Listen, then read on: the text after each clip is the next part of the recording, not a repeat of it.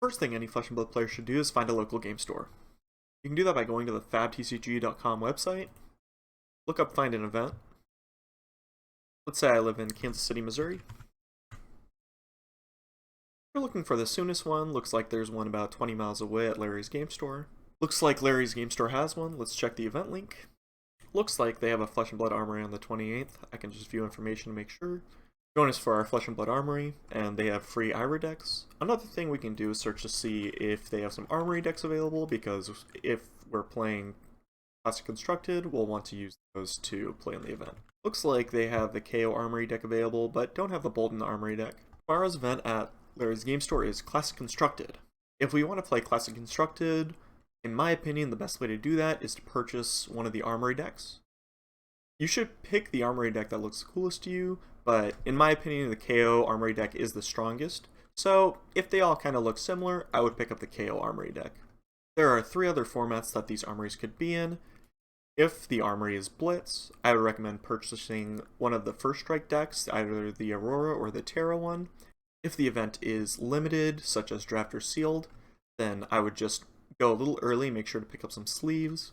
There's a small chance that the event is UPF. In that case, simply purchase any of the First Strike or Blitz decks that are available at the store.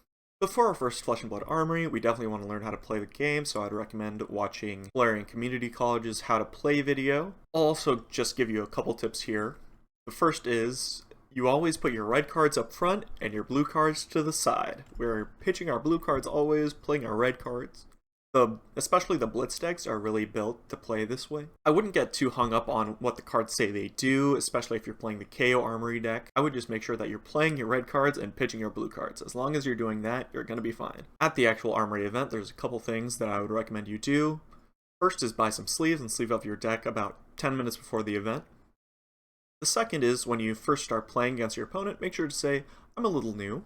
If I get anything wrong, please let me know. I would also try to figure out if there's any discords to try and get involved with the community of the game locally. Armories are usually 3 rounds, and maybe you get a promo or some packs for playing. Once we've gone to 1 or 2 armories and had some fun, you might want to build a different deck. If you're not particularly interested in winning, and you just want to have fun, go ahead and pick any hero. However, if you're interested in winning a little faster, I would recommend choosing a hero in either the good choices or the best choices tiers I show here, or even better, just choose one of the best choices. These heroes are going to be way easier to learn with and win with. If you're looking for a great budget deck, I've made an Azalea video where I show off a great budget build that has an easy upgrade path into one of the best decks in the game. I would recommend using Fabrary to find any deck builds that you're looking for. The best place to do this is actually under the Tournament tab. For any heroes that didn't just come out in Rosetta, you can find great tuned lists. You can also use the Public tab to find decks. Once we've gone to our armory and figured out our local Discord, we can utilize this Discord for a bunch of different things. Most of them will have some way to buy and sell cards. This is where I would recommend getting a lot of my cards, because it's a lot of times easier than TCG Player or eBay or other places like that. I'm sure you can also get a bunch of great tips from your fellow players on decks to play. Maybe they can lend you decks at armories. Flesh and Blood community is real nice. They'll basically do anything for you, and they really want you to join the game.